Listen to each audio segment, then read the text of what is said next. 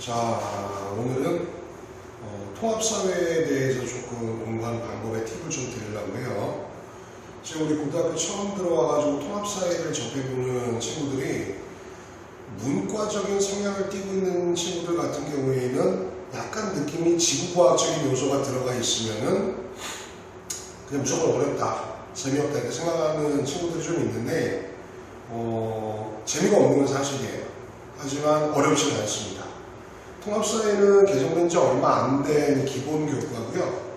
예전에 일반사회랑 한국지리가 조금씩 전공이 좀 돼 있고 2학년 때부터 들어가게 되는 사회탐구 영역의 기본적인 요소들을 다지는 그런 과목이라고 생각하시면 돼요. 그래서 오늘은 수업이라기보다는 우리가 통합사회 내신 대비를 하는 데 있어서 친구들이 제일 어려워하는 그런 부분을 간단하게 기본적인 요소를 다지는 시간이라고 생각하시면 될 것 같아요. 자, 1단원 같은 경우에는 삶의 질이라든지 뭐 이런 것들 약간 도덕적인 느낌이고요.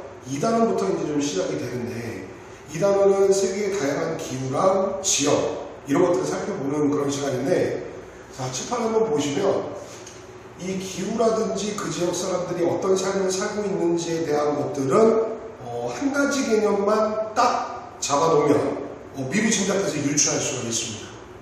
물론 용어 같은 경우가 좀 어렵기 때문에 그 부분은 노력을 해야 될 부분이죠. 자, 우리가 세계의 다양한 기후랑 지형이랑 생활을 알기 위해서 절대 모르고 넘어가면 안 되는 내용이 바로 위도라는 개념이에요. 자, 위도는 쉽게 얘기하면 가로선인데 위선이라고도 하죠. 경도, 경선은 시간, 시차를 결정하고 위도는 뭘 결정하냐면 기온을 결정합니다. 참고로 말씀드리면, 자, 위도가 올라가면 기온은 내려가요.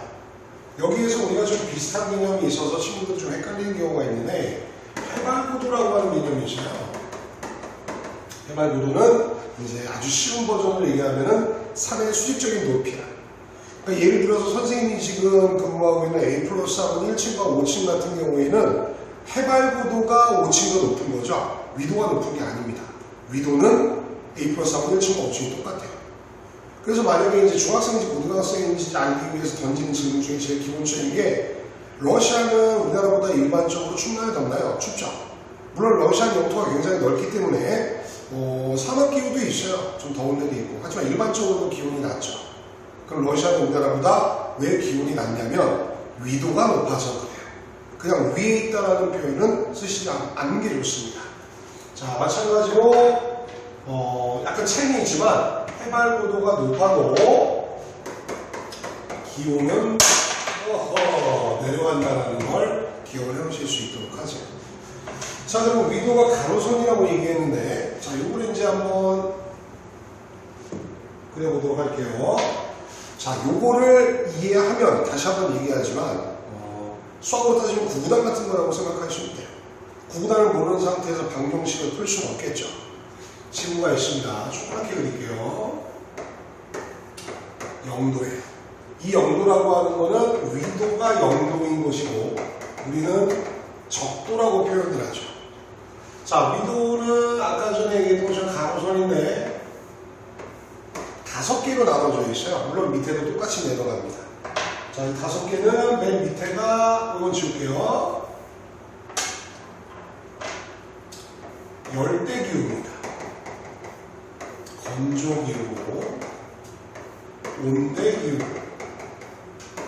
냉대기후고, 맨 위는 한대기후죠. 자, 이거는 우리가 중학교 1학년 때도 한번 살펴본 내용이에요. 그리고 뭐 방송이나 다큐멘터리 같은 걸 보면은 열대, 건조, 온대, 냉대, 한대에 어떤 생활 모습이 있는지는 대충은 알고 있을 겁니다. 근데 우리 지금 고등학생이거든. 자, 열대 기후는 2개로 나눠져요. 색깔 좀 바꿔볼까요? 네, 그냥 하자. 열대 우림 기후랑 사바나 기후로 나눠지죠. 자, 열대 우림 기후는 너희가 알고 있는 정글이 맞아. 정글. 1년 내내 덥고 고온 다습한 곳이 있지. 사바나 기후는 건기와 우기가 구분이 되는 곳이야. 비 올 때랑 안 올 때가 딱 구분이 되어 있는 거죠. 동물의 왕국 보면 얼룩말이나 가젤이나 누 같은 거 뛰어댕기고 사자가 막 쫓아오고 막 치타 연락 뛰는 데 있죠? 거기가 이쪽 사바나 기후라고 생각하시면 됩니다. 건조 기후도 두 개로 나눠지는데요. 하나는 우리가 알고 있는 사막이에요. 두 번째는 스텝이라고 부르는 초원지대가 있습니다. 근데 이 초원은 우리가 알고 있는 것처럼 막 저푸르는 그런 초원이 아니라 풀이 조금밖에 안 자라. 그리고 강수량이 적기 때문에 유목민들이 연소랑 양을 이끌고 수평적으로 이동을 하면서 이동식 가옥에서 사는 곳 있죠? 몽골이나 뭐 키르기스탄 이쪽이라고 생각하면 되겠죠. 그 선생님도 최근에 알게 된 사실인데 사막이라 그러면은 모래가 생각나잖아요. 근데 전 세계에 있는 사막은 모래보다는 자갈된 사막이 더 많답니다. 목소리 가보지 않아서 잘 모르겠지만. 그 다음에 칸이 좀 부족하니까 지우면서 할게요. 온대기후는 우리나라 같은 데를 얘기를 하는 거죠. 중간이에요. 여기 뚫어졌네. 안 예쁘다. 자, 온대기후는 우리나라 같은 대륙 동안에 있는 대륙성 기후가 있고 대륙 서안에 있는 서안 해양성 기후가 있어요. 영국같이. 자, 해양성 기후랑 대륙성 기후는 바다랑 얼마나 떨어져 있는지를 보는 거고요. 일반적으로 해양성 기후라고 부르는 곳 중에 섬 지방은 여름에도 그렇게 많이 덥지 않고 겨울에도 많이 춥지 않고 강수량이 일정하다라고 하는 공통점이 있습니다. 그리고 다시 한번 말씀드리지만 오늘은 우리가 수업을 하는 게 아니기 때문에 중요한 팁을 알려드리는 거기 때문에 조금 이따 좀 자세하게 설명을 할 수 있도록 할게요. 그리고 온대기후는 우리가 중위도라고 얘기해요. 중위도. 그러니까 위도가 중간쯤 된다는 얘기를 하는 거예요. 우리가 통합사회 파트에서 일반 사회랑 관련된 뭐 정치나 뭐 행복, 복지 이런 걸 다룰 때는 상관이 없는데 약간 느낌이 지구과학 비리 나는 한국지리 계열에 들어가게 되면은 친구들이 제일 짜증나는 부분이 용어예요. 우리가 중학교 때 다 배웠던 내용들이거든. 예를 들어서 우리나라에는 여름철에 비가 많이 오지 않아요. 다 알고 있는 사실이에요. 선생님 8살짜리 둘째 아들 다 알아요. 하지만 문제 나올 때 틀리는 경우가 있다는 거지. 그냥 여름철에 비 많이 와요, 안 와요 이렇게 얘기하면 되는데 하산계수가 크냐, 유황이 불안정하냐 이런 식의 단어를 많이 쓰거든. 그렇기 때문에 용어를 꼭 기억을 해놔야 돼. 용어 싸움이라고 보셔도 과언이 아닙니다. 자, 냉대기후랑 한대기후를 빼서 할게요. 우리가 냉대기후랑 한대기후에 대해서 좀 헷갈리는 친구들이 있는데 니네 냉장고 생각하면서 냉대기후가 엄청 춥다라고 생각하면 안 돼. 냉대기후는 그냥 서늘한 거라고 생각하면 돼. 한대기후가 엄청나게 추운 데죠. 그래서 냉대기후 같은 경우는 아까 선생님 용어 중요하다 그랬지. 연교차가 매우 큰 곳입니다. 연교차. 자, 연교차라고 하는 거는 또 용어네요. 1년 중에 제일 더울 때와 추울 때의 차이를 얘기하는 거기 때문에 한대기후랑 아까 살펴봤던 열대기후는 연교차가 없어요. 왜요? 1년 내내 덥거나 1년 내내 춥거든. 즉, 연교차가 발생을 하려면 어찌됐건 간에 짧더라도 여름이나 겨울이 있어야 되는 거야. 같이 존재해야 되는 거지. 그래서 전 세계에서 연교차가 제일 큰 지역은 시베리아입니다. 자, 시베리아 엄청 춥겠죠. 느낌만 딱 들어도 좀 되게 춥죠. 여름이 있어요. 아주 짧고 많이 덥지 않은 여름이 있는데 여름이 잠깐 있고 겨울이 엄청나게 추우니까 연교차가 나는 거예요. 예를 들어서 여름이 없거나 겨울이 없게 되면 연교차는 발생하지 않겠죠. 자, 냉대기후는 서늘한 기후라고 생각하시면 되고 여기서 우리가 용어를 하나 알아둬야 될 게 뭐가 있냐면 식생이라고 하는 게 기후를 결정하는데 중요한 증거가 되는 거지. 식생이 어떠냐에 따라서 이 지역 기후가 어떤지를 알 수가 있거든. 식생은 먹을 거랑은 상관이 없어요. 그건 식성이에요. 식생은 식물의 생태다. 즉 어떤 식물이 자라냐는 것을 얘기를 하는 거죠. 그래서 기후 때마다 자라는 어떤 식물의 생태가 좀 달라요. 우리나라 같은 온대기후는 화렵수라고 하죠. 이파리가 펼쳐져 있는 거예요. 열대기후는 상록 화렵수라고 얘기를 해요. 항상 녹색인 이파리가 펼쳐져 있는 나무지. 그러면 냉대기후는 침엽수가 자라거든. 침엽수는 이파리가 침처럼 되어 있는 거야. 소나무처럼. 1년 내내 푸르죠. 그래서 침엽수들이 많은 숲을 우리는 타이가라고 얘기합니다. 타이거가 아닙니다. 타이가입니다. 내심이 아주 잘 나오죠? 한대기후는 영구 동토층으로 계속 얼어있는 지역이기 때문에 북극남극, 그린란드 이런 데를 얘기를 하는 거지 여긴 식생이 존재하지 않아요. 그래서 에스키모 말로 뭐 잠들어 있는 땅이라는 뜻인데 툰드라라고 불리우는 지역이 있다는 거. 요게 일반적으로 봤을 때 기후에 대해서 일반적인 특징과 상황을 알 수 있는 위도에 대한 기본적인 설명입니다. 이 위도를 알게 되면 우리가 세계 지도를 딱 봤을 때 어떤 나라의 점을 딱 찍는다고 하더라도 위도가 높냐 낮냐를 딱 보고 나서 어디가 더 추운지 더운지를 알 수가 있어요. 그리고 열대건조, 온대냉대 한 대로 나눠지기 때문에 식생의 특징도 기억을 해보시면 되고요. 물론 해양성 기후, 대륙성 기후, 바다랑 얼마나 가깝냐 멀냐에 따라서 영교차나 강수량 같은 게 차이는 납니다. 하지만 오늘의 포커스는 수업이나 디테일이 아니라 공부를 하거나 공부를 하기 위해서 필요한 중요한 팁을 얘기하는 거기 때문에 기회가 된다면 좀 더 자세하게 설명할 수 있도록 할게요. 자, 원래 여기까지만 하고 끊어버리려고 했는데 그러면 너희들의 그 귀중한 시간을 쓰는 게 좀 아깝지. 그럼 시험 문제 나올 만한 것들을 좀 가르쳐줘야 될 거 아니야? 자, 통합사회에서 2단원부터 시작되게 되는 세계의 기후와 생활 지형 이런 것들에서 가장 문제가 많이 나오는 부분은 어떤 부분이냐? 바로 농사랑 관련된 부분입니다. 산업이나 목축업도 중요한데요. 각 기후대에 따라서 어떠한 농업을 하는지에 대한 내용은 중학교 1학년, 2학년 때에서도 강조가 됐던 부분이기 때문에 알고 계실 거예요. 모르면 지금 보면 되죠. 자, 일단은 위에서부터 내려갈게요. 열대기후, 그 다음에 건조기후, 온대기후, 냉대기후. 선생님이 한대기후를 안 쓰나요? 한대기후는 아까 말씀드린 것처럼 영구 동토지형, 자, 빙하 같은 걸로 덮여있기 때문에 농사를 짓는다는 게 불가능하죠. 술록을 유목하거나 어로나 사냥을 통해서 먹고 사는 거야. 에스키모들 사는 데 있잖아. 근데 에스키모는 민족의 이름이 아닌 거 아시죠? 에스키모라는 표현은 뭐라고 얘기해야 될까? 뭐 동양인 뭐 이런 의미야. 아시아인 이런 의미지. 이누이트족, 뭐 사모이드족, 라프족 이런 식으로 나눠져 있고요. 사실 정확한 뜻은 잘 모르겠는데 에스키모는 날고기를 먹는 사람들이라는 뜻이래요. 뭐 그 사람들이 무지해서 날고기를 먹는 게 아니라 비타민 같은 거, 야채나 과일 같은 걸 못 먹기 때문에 거기는 식생이 없다며. 그래서 비타민을 섭취하기 위해서 고기를 날걸로 먹으면 비타민이 어느 정도 섭취가 되죠. 뭐 괴혈병이라든지 이런 것들을 방지하는 역할이 좀 있다고 하죠. 쓸데없는 얘기겠네요. 자, 열대기후, 건조기후, 온대기후, 냉대기후에서 과거랑 현재 어떤 농사를 짓는지 비교하는 문제가 잘 나옵니다. 자, 열대기후는 어떤 농사를 지었냐면 예전에, 물론 지금 안 하고 있다는 얘기는 아니에요. 이동식 화전농업을 했어요. 자, 처음 듣는 용어나 단어가 나온다고 하더라도 포기하거나 넘어가지 말고 우리는 어려운 수학이랑 영어를 하는 게 아니에요. 사이타무 영역은 전부 다 글자 나름대로의 뜻이 있거나 줄임말이야. 이동식, 왔다 갔다 한다는 얘기죠. 화전. 불화자의 발전자입니다. 자, 숲이 있어요. 숲에서 농사 못 짓죠?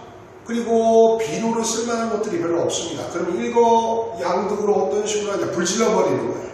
그럼 나무가 타버려갖고 재가 되겠지. 그 재가 좀 척박한 땅에 아주 조금이나마 영양분을 공급하게 되는 그런 비료 역할을 한대요. 사실 과학생이 아니기 때문에 그 나무가 탄 재가 어떻게 비료의 역할을 하는지 난 잘 모르겠어요. 그리고 여기 문제 그런 건 안 나온 것 같아요.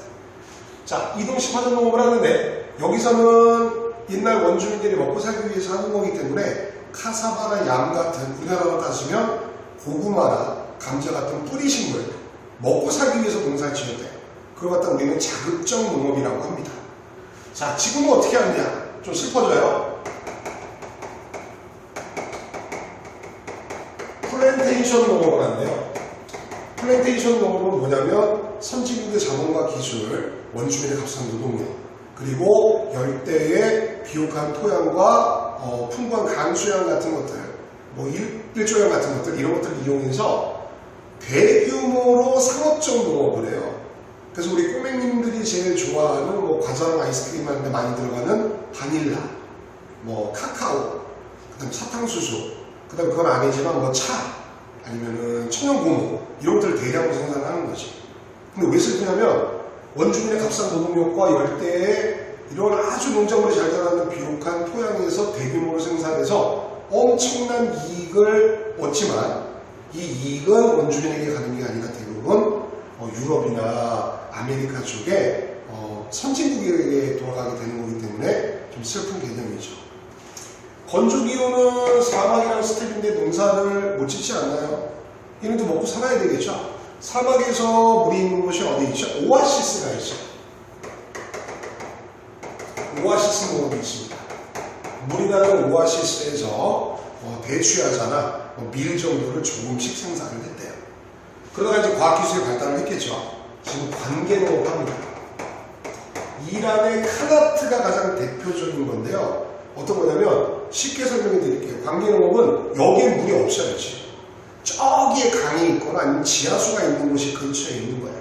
그럼 지하수를 이용해 갖고 관을 매설을 해서 물을 끌어와서 하는 농사를 관계농업이라고 합니다. 다시 얘기할게요. 여긴 물이 없어요. 저 먼 곳에서 물을 끌어와줘야 해요.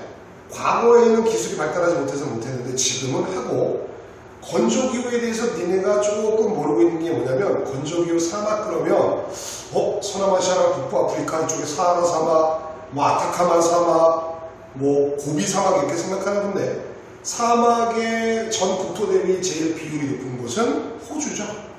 오스트레일리아. 그 코알라 나무에 붙어있고 캥거루 뛰는 데 있잖아. 호주 같은 경우 오스트레일리아는 거의 대부분의 땅이 사막이고, 그 다음에 해안가 근처에서 사람들이 많이 사는 대도시들이 있을 뿐이에요.